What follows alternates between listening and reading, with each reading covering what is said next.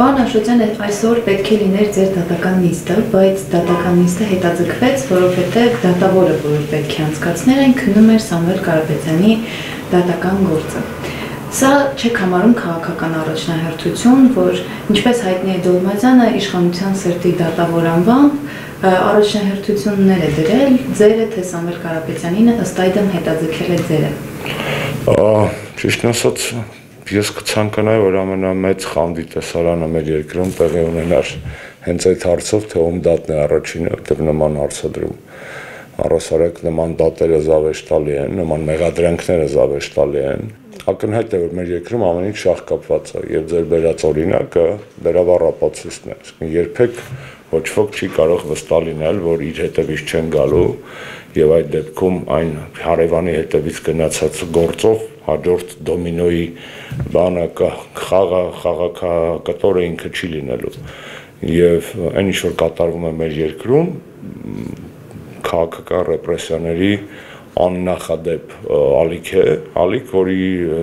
հիմքում երկու անգամանք է, առաջինը Նիկոլ Փաշինյանը ստացել է ակնհայտ կարտ բլանշ ինդուլգենցիա իր բոլոր մեղքերի համար ներքին ռեպրեսիվ մեխանիզմը միացնելու, որովհետև բավարարում է ժամանակին ժողովրդավարության փարոս հանդիսացող միջազգային արևմտյան ինստիտուտների եւ երկրների քմահաճույքները։ Եվ երկրորդ պատճառը այն է, որ այո, նա զգում է քաղաքական վտանգներ եւ այդ վտանգները միայն նախընտրական չեն, այլ նաեւ իմպիչմենտի հետ են կապված եւ նա այդ բոլտերը ձգելու քաղաքականությունը իրականացնում է նաեւ ելներով իր մտավախություններից, մտահոգություններից, վախերից, ավելի ճիշտ, երբեմն կենսաբանական մակարդակով արտահայտվող վախերից, որովհետեւ եթե անկեղծ խոսենք, մեր երկիրը սրտիկ ցույց տալու վիճակի մեջ չէ, մեր երկիրը երեք մատի կոմբինացիա ցույց տալու վիճակի մեջ չէ իր բոլոր ոլորտներով, ցավոք սրտի, իսկ դատաիրավական համակարգի մասին ամենալավը ասել է ԱՄՆ պետդեպը 2 տարի առաջ իր տարեկան զեկույցում Հայաստանի դատական համակարգը քաղաքականացված է, կախյալ է եւ կոռումպացված, ոչինչ չի փոխվել այդ առումով։ Իսկ Սամվել Կարապետյանի նկատմամբ հենց այս պահին արդիականացված դատաքննությունը նաև շահկապում եմ ես բնականաբար Արագածոտնի թեմի նկատմամբ իրականացվող ռեպրեսիաներով, այդ ամբողջը մի կծիկ է, այդ ամբողջը մի պայքարի ֆրոնտ է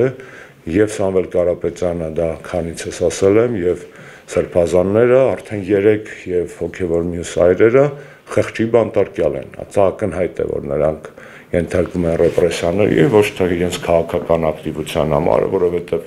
նույն Սամվել Կարապետյանը իր քաղաքական նախաձեռնությամբ հանդես եկավ բանտարկությունից հետո ոչ թե առաջ եւ հանդես եկավ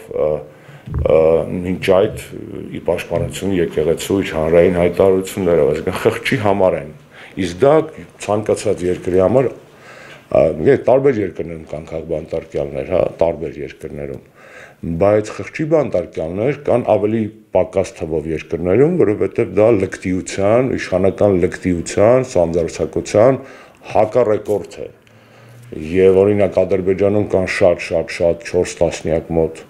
քաղաքբանտարկյալներ, խղճի բանտարկյալներ, հաշվի չառնենք շիական իսլամիստների որոշ ակտիվություն, այնտեղ միջազգային ամենայն դեպս լրահոսում հայտնի չէ։ Մենք այդ տեսակետից անգամ վատ իմաստով անցանք նաև Ադրբեջանին, որովհետև այս քանակի խղճի բանտարկյալներ իմ ունեցած տեղեկություններով Ադրբեջանի 400-ին մոտեցող քաղաքբանտարկյալների մեջ չկան։ Քանի որ թեման բացեցիք քաղաքբանտարկյալների, Հայաստանի դեպքում նախադեպն այն է, որ մենք առաջին անգամ ունենք կին քաղաքբանտարկյալ։ Դուք սրան ինչպես եք վերաբերվել։ Ոնց կարող եմ վերաբերվել այլ կերպ, քան խորը ցավով եւ կուլտուրական բառն եմ ուզում ընտրել ջղայնությամբ, որովհետեւ առհասարակ քաղաքբանտարկյալը կանանց նկատմամբ հատուկ, այսպես ասած, ռեպրեսիվ մոտեցումները մենակ քաղաքբանտարկյալ արձանագրելով չէ, հիշեք, թե ինչպես էին կներեք բառիս համար քարշ տալիս զովասների մայրերին Եռաբլուրում, հիշեք ինչպես էին ծայծում այդ մարդկանց, հիշեք թե ինչեր էին անում կին լրագրողների նկատմամբ ցույցերի ժամանակ եւ այլն, հա։ Ես երբ որ 2 տարուց ավել անազատության իմ ռեժիմը փոխվեց, ես գիտեմ խի փոխվեց, երևի մի շաբաթ ունեմ մի վարկածը, մի 10 օր բացի նրանց, որ իրանք չասան իրենց հաջողությամբ եւ հանրային կարծիքի մեջ հստակ ամրագրվեց, որ իմ դեպքով եւս քաղաքական հետապնդում է, եւս քաղաքական բանտարկյալ եմ, նաեւ իմ կուսակցությունը, իմ ընկերները լավ պայքար մղեցին դա հանրահռչակելու եւ հանրացնելու համար, իմ ազատության համար, ինչը ցավոք սրտի այսօր ես չեմ նկատում մյուս քաղաքբանտարկյալների հետ կապված, երբ որ ես ռեժիմի փոփոխության ենթարկվեցի, դուրս եկա իմ առաջին հանրային առաջարկը այն էր, որ եկեք ստեղծենք քաղաքբանտարկյալների ազատության համար պայքարող, համակարգող մի մարմին հանրային քաղաքական ուժերից, դեմքերից, որովհետև գիտեք առանձին քաղաքական ուժեր կամ ինստիտուտներ սկսում են միայն իրենց քաղաքբանտարկյալներին առաջ բրթել, հենց իրենց թիմից քաղաքբանտարկյալ չլինում, իրենք մոռանում են, որ մյուս թիմերում լիքն են։ Դու դա անդիմությանն է վերաբերում ու դա ասում են որպես մունաթի տեղ ունեցող մարդ։ Լավ, ես անցա այդ 2.5 տարին, Մամիկոն Ասլանյանը անցավ եւ այլ հանրապետականներ անցան սահմանելով հալածանքների անազատության ռեկորդներ Հայաստանում։ Ինչ մենք պետք է մոռանանք այդ մնացած քաղաքբանտարկյալների մասին, որ ես կրկնում եմ այսօր իմ առաջարկը, այն գրեթե պահանջ է հասարակական քաղաքական գործիչների ուժերի նկատմամբ ստեղծել համակարգող մարմին, որը կզբաղվի քաղաքբանտարկյալների խնդիրներով եւ Հայաստանի ներսում եւ շատ կարեւոր է Հայաստանից դուրս պետք է պատվով պետք է արձանագրեմ, որ ի պատիվ Վարդան Օսկանյանի նա միակն էր, որ անմիջապես արձագանքեց այդ ժամանակի առաջարկին եւ մենք փաստացի մնացինք երկուսով Նաև տեսել եմ հանրային տիրույթում կան առաջարկներ նման Կարենը Վրդանեսյան այդի փորձագետ, այսինքն կա ինչ-որ process, որից կարելի է ստանալ մարմին, որը կզբաղվի այս խնդրի հանրայնացմամբ, հետևողականությամբ, միջազգային հարթակներում առաջ մղման բաղը ես մեկնում եմ նմանատիպ մի եվրոպական միջազգային կոնֆերանսի, որտեղ պատրաստվում եմ ելույթից մի զգալի մասը նվիրել Հայաստանում եւ Ադրբեջանում պահվող հայ քաղաքբանտարկյալներին։ Պարոն Աշոտյան, հարցը նետել եք դաշտ եւ սպասում եք, ինչ եք սպասում ինքներդ նախաձեռնեք եւ շարունակելով ձեր մունաթի թեման, նաեւ ասեմ, որ շատ նկատելի է Սամվել Կարապետյանի կալանքի դատերին հանրապետական կուսակցության ներկայացուցիչները բավական դիստանցավորված են իրենց պահում, այսպես ասենք, ավելի պասիվ է հանրապետականների մասնակցությունը մեր ձևով է Սամվել Կարապետյանի հետ կապված գործընթացներին շատ ավելի դոմինանտ են նոր դեմքերը եւ հներից պայմանական, եթե ասենք, Հայաստան դաշինքի անդամները։ Ինչով կբացեմ։ Ես շնորհակալ եմ նման հարցի համար, բայց ասեմ, որ արդար չի ձեր որոշ, արդար չեն ձեր որոշ շեշտադրումներ։ Առաջինը ես այնպես չի, որ հարցը նետել եմ ու սպասում եմ ով կարձագանքեն եւ իմ կուսակցությունը նույնպես այս ընթացքում Հայաստանում քաղաքական բանտարկյալների գոյության հետ կապված հանրայնացման թե միջազգային որևէ մի բան է արվել, գուցե իմ համեստ անձի առիթով, բայց ոչ միայն ինձ համար դա ՀԿ-ի միջոցով է արվել, մեկ-երկու բանաձևեր կան, ձևակերպումներ կան, որտեղ Հայաստանի քաղաքբանտարկյալների մասին խոսում է ոչ թե եզակի թվով նկատի ունենալով միայն ինձ, այլ հոգնակի թվով նկատի ունենալով այդ պահին նման ձևակերպման տակ ընկնող բոլոր մարդկանց, դա 2-3 բանաձև կա ընդունված, մեկը մի ամիս առաջ, այսինքն սա ակնհայտ է, որ մենք խոսքի մարդ չենք, մենք խոսքը կարևոր է, բայց նաև գործնական ենք անում, բայց դա քիչ է, Ինչ վերաբերում է Սամվել Կարապետյանի հաջակցություն իրեն միտինգներին, ապա ես այդտեղ էլ համաձայն չեմ ձեր ձևակերպման հետ, որովհետև հավաքներից մեկի ժամանակ ես էլ եմ ներկա եղել դատարանի բակի մոտ, չի ասի, որ մենք քիչ ենք, դիստանցավորված ենք կամ պասիվ, եւ այստեղ անգամ ես դեմ եմ, գիտեք, այդ քանակական կշռումներին, քիչ ենք, շատ ենք, խիղճը կամ կա, կամ չկա, խղճի 5%-ով ես այդտեղ, 15%-ով ես, 80%-ով ես ներգրաված, ես այդ ձևակերպումներին էլ համամիջ չեմ, երեկ էլ այսօր էլ մեր տասնյակ մեր համակիրներ եւ կուսակցության անդամներ այնտեղ են եւ մենք ակտիվ մասնակցել ենք նաեւ մնացած դատերին, ես անձամբ եղել եմ սրբազանների դատերին եւ ոչ բոլորին ցավոք սրտի, բայց որքան որ կարողացել եմ բոլորին ներկա եմ եղել, նույնիսկ իմ քաղաքական Հայաստան չկիսող մարդկանց պարագայում, որովհետեւ կրկնում եմ, հա, ընդունված է ասել հին հունական ասացվածքը Պլատոնը իմ ընկերն է, բայց ճշմարտությունը ավելի թանկ է, եւ կա դրա նոր տարբերակը, որը ես պնդում եմ, որ Պլատոնը իմ ընկերը չէ, բայց ճշմարտությունը ավելի թանկ է եւ կապ չունի թե դիմացի մարդը ով է, եթե նա քաղաքական հալածանքների է ենթարկվում, դա ճշմարտություն է, դրա մասին պետք է բարձրաձայնել։ Հսկա գնում էր Միքայել Սրբազանի մասին, ես այս լոկը սահմանափակեմ ազատության կոչով ցանկությամբ բոլոր քաղբանտարկյալներին եւ կրկնելով իմ առաջարկը ստեղծել համակարգող որոշակի միավոր հասարակական այս խնդրի հանրայնացման համար հատկապես արտերկրում։ Ես ուզում եմ շարունակել ընդդիմության ներսում հակասությունների թեման։ Տեսեք, նախագահ Քոչարյանը իր վերջին ասուլիսում նախագահ Քոչարյանի հայտարարությունը, որ ընդդիմությունից առաջիկա խորհրդանական ընտրություններում ամենամեծ հնարավորություններն ու վարկանիշն ունեն իր ղեկավարած Հայաստան դաշինքն ու մեր ձևով շարժումը, շատ աժոտաժ առաջացրեց, հանրապետականներից տարբեր մեկնաբանություններ տրվել են, բայց կրքերը հանդարտվել են, ես կցանկանայի մի քիչ ավելի խորը վերլուծության ենթարկեք նախագահ Քոչարյանի այդ հայտարարությունը, նաև Նարեկ Կարապետյանը շարժման առաջին համաժողովում հստակ ասեց, որ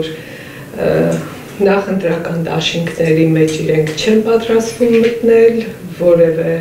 երկրորդ եւ երրորդ նախագահի ղեկավարած ուժերի հետ առաջին նախագահի մասով կարծես թե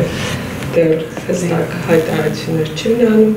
Ամեն դեպքում այս ընդդիմության մեջ հակասությունները մինչև երբ են շարունակվելու, ինչպես է այս հակասություններով պատրաստվում Նիկոլ Փաշինյանին իշխանությունից հեռացնել։ Զուգահեռաբար նաև ես հասկացա այդ հարցը ավելի երրորդ շրջան Նիկոլ Փաշինյանը չի կարողանալու ղեկավարել։ Ոնց պիտի Նիկոլ Փաշինյանը առաջի երկու շրջանն էլ չկարողացավ ղեկավարել, տեսանք ինչ եղավ, բայց դրա մասին չեմ ուզում ասել։ Թույլ տվեք տարանջատել մեր ձևով շարժման գնահատականները երկրորդ նախագահի շուրթերից եւ իր որոշ թիմակիցների շուրթերից հնչող գնահատականներից, դրանք տարբեր են։ Մենք ինքներս որպես կուսակցություն հայտարարել ենք եւ կրկնում եմ ես այսօր, չենք պատրաստվում ընտրություններին, ընտրությունները մեր քաղաքական օրակարգում այս պահին որպես քաղաքական ակտ գոյություն չունեն, մեզ համար քաղաքական պայքարի հիմնական գործիքը այս պահին անվստահություն հայտնելու գործընթացն է, բայց ես բնականաբար չեմ բացառում մեր մասնակցությունը խորհրդարանական ընտրություններին, սա ֆիքսենք, ուղղակի այդ պահը չի դրա մասին խոսելը։ Մեր ձևով շարժումը նոր քաղաքական ուժ է, ձևավորվող, եւ բնական է, որ պետք է ձևավորման փուլում դրսևորի շատ ավելի մեծ էներգիա, ջանքեր ստեղծելու կառույցներ, կայանալու մարդներ գրավելու եւ այդ տեսակետից իրենց ակտիվությունը շատ բնական է ինձ համար։ Նախընտրական դաշինքների մասով իրենց գնահատականը միակը չէր, հա, միջև էլ կհիշեք իմպիչմենտի խորհրդարանական լսումներին Լևոն Զուրաբյանը հակից ասաց, որ մեզ չի։ Մենք ոչ մեկը չենք պատրաստվում ամուսնանալ, մանավանդ եթե այս պահի դերությամբ առհասարակ չենք պատրաստվում ամուսնանալ այս տեսակետից, հա։ Նախընտրական դաշինքների թեման արհեստական թեմա է, չգիտեմ ով է նետում դաշտ։ Իրենք նետում են, իրենք նետում են, իրենք ժխտում են, ես չեմ հասկանում, ումից են լսել մեզանից նման առաջարկ մեր հանրապետականից, որ Վան Վարդանյանը կամ Լևոն Զուրաբյանը դա ժխտում են, նման ոչ միայն ցանկություն չկա, նման որոշում չկա առհասարակ դեռ գնալու մեր կողմից։ Բայց հարցի առաջին մասում ուրիշ բան նաև մեջ բերեցիք երկրորդ նախագահի խոսքերից, ուզում եմ անդրադառնալ, նախ ուզում եմ անկեղծ շնորհավորել Սամվել Կարապետյանին եւ իր քաղաքական թիմին, իրենց մոտ ստացվում է կայանալու process-ը եւ այն փաստը, որ երկրորդ նախագահը, որի քաղաքական թիմը կանյոկ էր սարքել, որ իրանք ընդդիմության միակն են, առաջնորդն են, ամենամեծն են, ծավալունն են, ամենաբոյովն են, ամենաուժեղն են, ամենաչաղն են, ամենագեղեցիկն են, չգիտեմ, հիմա արդեն իր ղեկավարի շուրթերով այդ թիմը, այսպես ասած, ընդունում է, հայերեն ասած, պրիզնատ է գալիս, որ կանդիմության այլ առաջնորդ։ Եվ սա կարևոր ձեռքբերում է, եթե Սամվել Կարապետյանի թիմի մոտ ստացվել է լավ իմաստով կոտրել կարծրատիպեր երկրորդ նախագահի քաղաքական թիմի մոտ, ապա վստահ եմ, որ մնացածը նույնպես հաղթահարելի նպատակներ են։ Մենք ինչպես ենք վերաբերում սոցհարցումներին, ամենալուրջը Հայաստանում։ Մենք ծանոթ ենք սոցիոլոգիական այն մասնագիտական կարողություններին մարդկանց, որոնք օրինակ 21-ին ասում էին մի գնացեք ընտրությունների Նիկոլը կրելու է։ Մենք ծանոթ ենք այդ սոցիոլոգիական հետազոտություններին, որոնք ասում էին, որ Գյումրիում այդպիսի մասնակցություն է լինելու եւ այսպես է լինելու։ Այսինքն մենք շատ լավ գիտենք սոցիոլոգիան ինչ է, ուրախ ենք, որ այդ գործիքը նաեւ դառնում է այլ քաղաքական ընդդիմադիր ուժերի համար կարևոր գործիք, հուսով ենք, որ դա իրոք սոցիոլոգիա է, ոչ թե շեֆի աչքերի համար հաճելի հորոսկոպներ գրող ստեղծագործական թիմ, որը կապելու է Նիկոլ Փաշինյանի իշխանազրկում, օրինակ ռետրոգրադ Մերկուրիի հետ, հա, տենց կամ Վիներան, Անդրոմեդայի համաստեղության մեջ, այդպիսի հուսով եմ, այդպիսի շարադրություններ չէ, որ սոցիոլոգիայի տակ հրամցվում են որոշումներ կայացվող մարդկանց նախագահների նախկին ղեկավարությանը եւ այլն։ Եվ Հայաստան դաշինք այո ակնհայտ է, որ իր անդիմադիր առաջնորդության դեղին մայկեն, հա, այսպես ասած, գիտեք, վելոսպորտում մեր մոտ Նիկոլի պատճառով հեծանիվն է վարկաբեկվում արդեն հանրային ընկալումների մեջ, բայց դա նորմալ սպորտ է, հեծանվա սպորտում առաջատարը հագնում է դեղին մայկա, դեղին է շապիկը, եւ հիմա փաստորեն այո ընդդիմության առաջատարի դեղին շապիկը արդեն երկրորդ նախագահի քաղաքական թիմը պետք է հանի, լվա եւ վերադարձնի եւ կամ փոխանցի Սամվել Կարապետյանին, սա շատ կարեւոր արձանագրում է։ Թե մնացած այսպես ասած ինչպիսի քաղաքական շանսեր ունեն ընտրություններին մասնակցելու դեպքում, ինչու ենք մենք այդտեղ այսպես ասած արհամարվում որպես բան, ես շատ պարզ ասեմ, իհարկե այդտեղ կա քաղաքական հաշվարկ, այդ մարդիկ, որ բարձրաձայնում են նման մոտեցումներ, քաղաքական հաշվարկ են անում, փորձելով շահկապվել նոր առաջատարի հետ, իրեն շահկապել, բայց նոր առաջատարը ծագող արև է, կներեք այսպես արևելյան բանի պոեզիայի համար, իսկ հին առաջատարը մարող արև է, եւ ինչքան կստացվի մարող արևը շահկապել ծագող արևից, ես չգիտեմ, ֆիզիկայի օրենքները անգամ դա ցույց չեն տալիս, որտեղ դա հակընդդեմ շարժումներ են։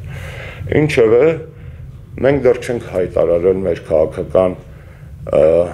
որոշման մասին ընտրությունների հետ կապված, մենք զբաղված ենք իմպիչմենտով եւ շնորհակալ եմ Հայաստան դաշինքի պատգամավորներին այդ գործընթացին միանալու համար։ Նրանց մեջ կան բազում հայրենասեր մարդիկ, այդ թվում ինձ ընկերներ, որոնք ես վստահ եմ, որ ի սրտե են կապել այդ գործին, սակայն որոշ պատգամավորներից, հատկապես երկրորդ նախագահի շրջապատից ստանում եմ տպավորություն, որ միացել են գործընթացին կամ իրենց ստորագրությունը այդ մարդիկ դրել են զուտ որոշ բերաններ փակելու համար, իսկ իրենց հիմնական դարդը ոչ թե այս պահին Նիկոլին հեռացնելն է, այլ ընտրություններին պատրաստվելը եւ ընտրացուցակներում բարձր տեղ գրավելը, ոչինչ անձնական հավատարմության մեծ դոզը արտանետելով լրատվական դաշտ։ Այստեղ զավեշտալի է նաեւ այն փաստը, որ օրինակ ինձ համար տխուր է եւ անհասկանալի, որ այն քաղաքական գործիչները, որոնք ընդդիմության շարքերում հայտնվել են Նիկոլ Փաշինյանի քաղաքական ուժից արտահոսքի արդյունքում, հիմա բացառում են նմանատիպ արտահոսքեր ԿՊ-ից, այսինքն այստեղ ես չեմ կարող հասկանալ, եթե մի քանի մարդ դա արել է, ինչու են այդ մարդիկ, որոնք գնացել են այդ քալի, բացառում, որ ուրիշներն էլ կարող են լինել խղճով, ազնիվ եւ հայրենասեր, այսպես ասենք, հա։ Եվ մի բան էլ հաշվի առեք, հանրապետականը դեռ չի հայտարարել իր քաղաքական ամբիցիաների մասին, դեռ չի հայտարարել իր որոշումների մասին, բայց արդեն ունի կայուն վարկանիշ եւ այդ վարկանիշը այսպես հանրայնացնելու խնդիրը չէ, որ մենք լուծում ենք։ Իսկ եթե հայտարարենք մեր քաղաքական ամբիցիաների մասին, վստահ եք, չէ՞ որ այդ վարկանիշը որոշակի աճ կապրի, այսինքն երբ որ համեմատում են տարբեր վարկանիշներ, համեմատեք ամբիցիաներ։ ինչ որքանով է այդ վարկանիշը համահունչ այն ամբիցիային, որ այդ մարդիկ դրսևորում են, եւ կստանաք իրական պատկերը։ Եթե մեր որոշ ընդդիմադիր գործընկերներ դրսևորում են 100%-անոց ամբիցիա, իսկ իրենց վարկանիշը ենթադրենք 6-7%-ի շրջանակներում է, դիսոնանսը շատ մեծ է։ Եթե մենք դրսևորում ենք 20%-անոց ամբիցիա, իսկ մեր վարկանիշը այդ պարագայում ենթադրենք 4-5% է, թվերը պայմանական եմ ասում, ապա մեր ուզածի եւ եղածի միջև տարբերությունը շատ ավելի փոքր է։ Եվ այդ տեսակետից մենք ավելի էֆեկտիվ քաղաքական թիմ ենք այս պահին, բայց խոսքը այսօրվա զրույցը դուք տարակայդ ուղղությամբ, բայց խոսքը քաղաքական ամբիցիաներ դրսևորելու մասին չէ առհասարակ։ Ես չեմ ուզում, որ մենք ապրենք դեժավյու։ Մենք 21-ին Քավլիցի որևէ մեկին հատկապես նման պատկառելի քաղաքական անցյալ ունեցող մարդկանց ու մահուները նաև շոշափեցին, անլրության մեջ մեղադրել չեմ կարող, բայց խնդրում եմ 21-ի սխալներից քաղել դասեր։ Ինձ մոտ չպետք է լինի դեժավյու, հակառակն ասեմ, իրենց մոտ չպետք է լինի ժամևյու, հակառակը դեժավյու, երբեք չի եղել այսպիսի վիճակ, սրան նման իրավիճակ եղել է 3-4 տարի առաջ։ Ինձ համար դա դեժավյու է, որոշ գնահատականներ լսելը, որոշ իրականությանը այս պայդրությամբ ոչ համահունչ գնահատականներ լսելը, իրենց համար ժամևյու է, այսինքն այնպես են իրենք խոսում, կարծես նույն բանը 4 տարի առաջ չէին ասում։ Եվ այստեղ այո բոլորիս զգոնության կոչ եմ անում, որովհետև նախ եւ առաջ իմպիչմենտի գործիքը ընթացքի մեջ է, խնդրեմ բոլոր այն մարդկանց, ովքեր կարող են օգտակար լինեն, ոչ թե ասեն դե ստորագրությունա դրել ենք ու դրել ենք, չզարմանան այն փաստի վրա, որ իրենց ստորագրելուց հետո անցել է 10 օր, դեռ նոր ստորագրություններ չկան, որովհետև մենք էլ կհիշեցնենք, որ ձեր ստորագրությունները ստանալու համար 4 ամիս պահանջվեց, հա։ Այսինքն սա սխալ դիսկուրս է, այս փոխադարձ մունատների դիսկուրսը սխալ է, եթե այն չի հետապնդում նախընտրական նպատակներ։ Եթե գնում են ընտրությունների ու հիմիկվանից որոշել են քաղաքական մրցակցությունը տանել այդպիսի դաշտ, դա լավ չի, որտեղ ընդդիմության համար դա լավ չի վերջանալու։ Նիկոլ Փաշինյանին սոլոյով ոչ ոք չի կարողացավ հաղթել, 21 թիվը դա ապացուցեց։ Դուետով, ինչպես նախագահ Քոչարյանն է կարծում, հաղթել չի ստացվելու, միայն դուետով, կարելի է հաղթել Նիկոլին, եթե իրենք այդպիսի կանխատեսումներ ունեն, տրիոյով, կվարտետով, կվինտետով, գուցե սեքստիտով, չգիտեմ։ Եվ այստեղ այդ սիքստետից այն կողմ էլ չթվարկեմ, բայց ակնհայտ է, չէ, որ քաղաքական դաշտի չի կարելի խոսել միախմբվածության մասին ու սերմանել պառակտում։ Չի կարելի պառակտել ընդդիմադիր դաշտը ավելին, քան ինքը արդեն պառակտված է, նախ եւ առաջ տարաբնույթ քաղաքական ամբիցիաների պատճառով։ Շատ թափանցիկ արեցիք ակնարկներ, բայց ուզում եմ այդուհանդերձ հստակեցնեմ, ես ճիշտ հասկացա, դուք չեք բացառում, որ երկրորդ նախագահին հրամցվել են սոցիոլոգիական հարցումներ, որոնք միգուցե իրականությունը բավականին ճոխ են ներկայացնում, Հանրապետական կուսակցությունում նեղ սրտած չեն Հայաստան դաշինքի եւ մեր ձևովի վարկանիշից, ինչպես վերջերս թափանցիկ ակնարկ արեց Աղբան Վարդանյանը, քաղաքական դաշտի որոշ խաղացողներ, այդ թվում նաև երկրորդ նախագահի շրջապատից հատուկ քաղաքական պրոցեսներում նվազեցնում կամ անտեսում են հանրապետական կուսակցության դերը եւ քաղաքական ընդդիմադիր քաղաքական դաշտի որոշ ուժեր կամ անհատներ այո պատրաստում են խորհրդարանական ընտրությունների բացառապես խորհրդանում իրենց ներկայացվածությունն ապահովելու համար։ Առաջինը ես պատասխանատու եմ այն ամենի համար, խոսքերի համար, գաղափարների եւ ձևակերպումների, որոնք ասացի ինքս, բայց ես պատասխանատու չեմ այն ամենի համար, ինչ դուք կոնկրետ այս իմ խոսքերից հասկացաք։ Այսինքն ես դուք ազատ եք հասկանալ այն, ինչ ուզում եք հասկանալ, իսկ ես հստակ ասացի այն, ինչ որ ուզում եմ ասել, եւ երկրորդը ես բավականին գեղեցիկ ճիշտ ձևակերպումներով բազմաթիվ բաներ ասացի, մի ստիպեք ինձ պարզունակացնել խոսույցս եւ բերել ձեր կողմից ակնկալվող ինտրիգային դաշտ։ Բոլոր դեպքերում մեր կուսակցությունը մնում է շահագրգիռ իշխանափոխության մեջ ոչ պակաս, եթե չասեմ, շատ ավելին, քան բազմաթիվ քաղաքական դերակատարներ։ Դրա ամենավառ ապացույցը փաստն է, որ մենք չենք խոսում եւ չենք պատրաստվում ընտրություններին, որոնց դեռ 7-8 ամիս կա, դրա մյուս ապացույցը այն է, որ մենք չենք բացառում եւ մենք կենտրոնացնում ենք մեր ջանքերը հենց հիմա Նիկոլ Փաշինյանին հեռացնելու հիմքեր ստեղծելու վրա, Աստված տա դա ստացվի, դրա շանսերը ավելի մեծ են ստացվելու իմպիչմենտի, քան մեր հասարակության մեջ ցավոք սրտի տարածված կոմպյուտերային խաղերի կամ տոտոներում շահելու հավանականությունը, եթե մեր ժողովրդի մի մասը պատրաստ է ավելի ցածր շանսով, այսպես ասած, սեփական եկամուտը ապահովելու համար տրվել որոշակի էլեկտրոնային ավանտյուրաների, ինչու եք բացառում, որ ավելի մեծ շանսով քաղաքական process-ի մեջ մեր հասարակության ավելի մեծ հատված չի ներգրավելու։ Եվ նորից կրկնեմ, մենակով այո սոլոյով ոչ ոք չի կարող անել, ես կարծում եմ, որ եթե յուրաքանչյուր քաղաքական ուժ որոշել է այնուհանդերձ իր խորքում ներսում կաբինետներում գնալ ընտրությունների, բնական է, որ արտախորհրդարանական ուժերը նախ եւ առաջ այդպիսի օրակարգ պետք է ունենան եւ նորից տարանջատեմ բառային գործընկեր Աղբան Վարդանը վարկաբեկել է այս տարվա փետրվարին, որտեղ ուրիշ կոնտեքստ էր, բայց տարամիտենք մեր ձևովի եւ երկրորդ նախագահի քաղաքական մոտեցումները, որտեղ եթե արտախորհրդարանական ուժից սպասելի է, որ իրանք պետք է պատրաստվեն ընտրությունների, որտեղ խորհրդարանական լծակներ իմպիչմենտի հետ կապած չունեն, խորհրդարանական ընդդիմադիր ուժերից ակնկալվում էր եւ ակնկալվում է ոչ միայն ստորագրություն, այլ նաեւ հստակ ջանքեր, եւ ես ուզում եմ նաեւ սա ասեմ, որ շնորհակալ եմ Հայաստան Դաշնքի բազմաթիվ պատգամավորներին, նորից որոնք վստահ են, տեսնում եմ, գիտեմ, որ ի սրտե են միացել անվստահություն հայտնելու գործընթացին եւ պատրաստ են օգնել մեզ ամեն ինչում։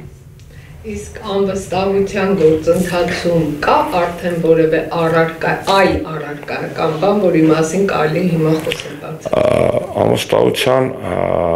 հայտնելու գործընթացը, գիտեք, էտապներից բաղկացած է։ Հիմա 34 ստորագրության առկա բնականաբար ջանքեր են գործադրվում նոր 2 ստորագրություններ ստանալու հետ կապված, ինչու շատ պարզ։ Հենց 36-ը լինում է, այդ գործիքը դառնում է ցանկացած պահի օգտագործվող սուր ընդդեմ Նիկոլ Փաշինյանի կամայականություններին, Դամոկլյան սուր։ Այդ գործիքը դառնում է նաև զսպաշապիկ Հայաստանի նկատմամբ սեփական էգոիստական գեոպոլիտիկ շահերը բրդող քաղաքական շրջանակների համար դրսի եւ Նիկոլի վախերի նոր աղբյուր եւ ինքնին այդպիսի փաստը ես վստահ եմ, ավելի քան համոզված եմ, գոնե քաղաքական process-ների առումով ավելացնում է Հայաստանի ազգային իրական ընդդիմադիր ուժերի բալանսը եւ հասարակության դիմադրողականությունը։ Օրինակը ձեզ բերել եմ, կրկնեմ, երբ որ բացեցի նամակագրության իրավունքը եւ ես վերականգնեցի որոշ կապեր, ազդեցիկ եվրոպական քաղաքական շրջանակների հետ, մանրամասնելով ինչ է կատարվում երկրում, այն ժամանակ արձագանքը իմ բերանը փակելու, մեր նման մարդկանց բերանը փակելու արգումենտը շատ պարզ էր։ Այսինքն դուք ինչ եք անում, որ այդ դուք ձեր երկրում ինչ եք, այսքան վատ է որ սաղ, իսկ դուք ինչ եք անում։ Եվ impeachment այո, այն կարևոր գործիքներից մեկն է, որ մենք հանգիստ կարող ենք ասել, մենք էլ մենք էլ սա ենք անում։ Այո, մենք անում ենք, եւ մենք անում ենք եւ պահանջում ենք ձեր անաչառ վերաբերմունք առնվազն։ Երբ որ դու բան չես անում, դու նաև դրսում չես կարող ոչինչ ասել, գործել, հա, կարող ես գնալ, բողոքել, գալ, ստեղ ասել, որ գնացի ելույթ ունեցա, եկա, եւ հետո շնորհակալ եմ։ Էլի հարց ունեք, եք վերջին հարցը։ Նիկոլ Փաշինյանի վարկանիշից եւ դրսում գնալ ինչ-որ դիվիդենդներ բերելուց վերջին օրերին Շարմ էլ-Շեյխում կատարված Թրամփի հետ միջադեպ, Ալիևի հետ այդ իբրև զրույցները ձեր կարծիքով ինչ տվեցին Նիկոլ Փաշինյանի գահավիժող վարկանիշին, մինչդեռ Նիկոլ Փաշինյանը խաղաղության իր օրակարգով փորձում է դիվիդենդ շահել։ Ինքը պարզ է, որ այդ խաղաղության խաղաքարտը, այսպես ասած, փորձելու է սեփականաշնորհել եւ ծախել մաքսիմալ միամիտ մարդկանց վրա։ Անդիմության գործն է ոչ միայն բացահայտել եւ պատմել այդ ստի մասին, այլ տալ նաեւ այլընտրանք։ Նիկոլ Փաշինյանը խաղաղություն չի ծախում։ Ինչպես շատ դիպուկ նկարագրել էր վերլուծաբաններից մեկը, Նիկոլ Փաշինյանը պատերազմի վտանգ է ծախում։ Չի ասում ես ձեզ բերել են խաղաղություն, ինքը ասում է ես որ չնեմ պատերազմա լինելու, դրանք տարբեր բաներ են։ Ինքը դա խափում է, միահյուսում է, շաղախում է եւ այլն, բայց դրանք տարբեր բաներ են։ Հայաստանից այս տարիների ընթացքում երևի տասնյակ, 100,000-ավոր մարդիկ Շարմ էլ-Շեյխ են գնացել, չէ։ Նիկոլի վերջի Շարմ էլ-Շեյխը, Նիկոլը Շարմ էլ-Շեյխ գնացած ամենախայտառակ եղած հայն է։ Սենց ասեմ, այդ տասնյակ հազարավոր հայերի մեջ, որ գնում են ու գալիս են Շարմ էլ-Շեյխ, անգամ եթե ալիքը տալիս է ծովի մեջ լողազգեստը հանում է եւ մերկացնում է այդ մարդուն 100,000 մարդու մոտ, այդ մարդը այդքան խայտառակ չէր լինի, ինչքան Նիկոլ Փաշինյանը այդ գագաթնաժողովին, երբ որ մենք ասում էինք, որ Նիկոլ Փաշինյանը ազգային ամոթ է եւ իր պատճառով մեր երկրի նկատմամբ վերաբերմունքը կամահարական է եւ նսեմացնող, այդ կադրերը չկային ոչ Դուշանբեից, որտեղ SNG-ն էր կայֆավատ լինում վրան, ոչ էլ ամերիկյան գագաթնաժողովից, որտեղ я поэт, зовусь Незнайка, от меня вам балалайка, I am Prime Minister of Armenia, շատ չխոսենք, բոլորը գիտեն արդեն դրա մասին։ Խաղաղության վկայի կարգավիճակում Վաշինգտոնյան այդ հանդիպման ժամանակ գտնվող Ամերիկայի Միացյալ Նահանգների նախագահը տեղը չի բերում այն մարդուն, ում վկա է եղել։ Զավեշտը պատկերը։ Դու պատմում ես դատարանում այդպիսի բան լինի։ Այսինքն վկա բերեն, դատակոչեն վկա, հարցաքնեն, բայց վկան կոպիտ ասած տուժողին տեղը չբերի։ Այդ դատավորի վերաբերում արժանահավատ կլինի նման վկայությունը, թե ոչ։ Անգամ մեր այս խայտարակ դատաիրավական համակարգի պարագայում ասեմ, որ չի արժանահավատ չի լինելու։ Եվ ամենավերջին հարցը եթե ունեք, եթե չունեք, շնորհակալ եմ հարցազրույցի համար։ Կտացնի այդ ես հարցը։ Խնդրում։ Դուք ասացիք, որ սպասում եք Հայաստան Դաշնիկից աջակցության ու կոնկրետ գործողությունների իմպիչմենտի վերաբերյալ։ Եվ ասացիք նաև, որ 34 ստորագրություն կա, սպասում եք երկուսին եւ դրա ուղղությամբ աշխատանքներ են տարվում։ Արդյոք այդ երկուսը նախարարին ինչ ջանքեր եք սպասում Հայաստան Դաշնիկի կողմից։ Արդյոք այդ երկուսը ԿՊ-ից հեռացված երկու պատգամավորներն են թե ոչ։ Այս պայդերությամբ կա խմբակցության անդամ չհանդիսացող 4 պատգամավոր, 4-ն են ընտրանքը, այսպես ասած։ Ավելի շատ բաներ պատմել, ներկայացնել դա, նշանակում է անլրջացնել process-ը։ Հիշում եք, կներեք, որ sense բան եմ ասում, օրինակը դաժանակ 44 օրյայի մեջ է, բայց պատմության մեջ է, բայց այս օրերն էր 5 տարի առաջ, այս օրերին, հոկտեմբերի 7-ն էր, թե 8-ն էր։ Նիկոլը ռուսական TV ուղիղ եթերում պատմում էր, որ այդ պահին հայկական զորքերը կոնտրատակա են անում ու հեսա բեկում են մտցնելու։ Ուղիղ եթերում պատմում էր։ Ակնհայտ է, չէ՞ որ դա առնվազն հիմարություն էր, եթե չասեմ դավաճանություն։ Հիմա զուգահեռը իհարկե այնտեղ էր process-ի կարևորության մենք ստեղ ենք, բայց ուղիղ եթերում նման բաներ չի կարելի պատմել, առհասարակ հարցազրույցում չի կարելի պատմել։ Երբ որ դուք տեսնում եք ինչ խայտառակ ռեպրեսիաներ են լինում ցանկացած մարդկանց նկատմամբ, որոնք դուրս են գալիս Նիկոլի դեմ, մենք չենք կարող նրանց չգտել։ Այո, կա այսպես ասած, հիշում եք, ամերիկյան կինոներում կա պրոգրամա «Защиты свидетелей», մարդկանց թաքցնում են, որ մուռ վրեժ չհանեն, մի մեզանից սպասեք բան, որ մենք հանկարծ շոուի վերնագրի կամ երկրորդ նախագահի ինչ-որ մի աջակցի, ինչ-որ մի հարցազրույցի գալու համար ասենք այսա, դա չի լինելու, մենք լուրջ մարդիկ ենք, մենք նման էժան գայթակղությունները զսպում ենք եւ էժան պրովոկացիաներին եւ թանկ պրովոկացիաներին չենք ենթարկվում։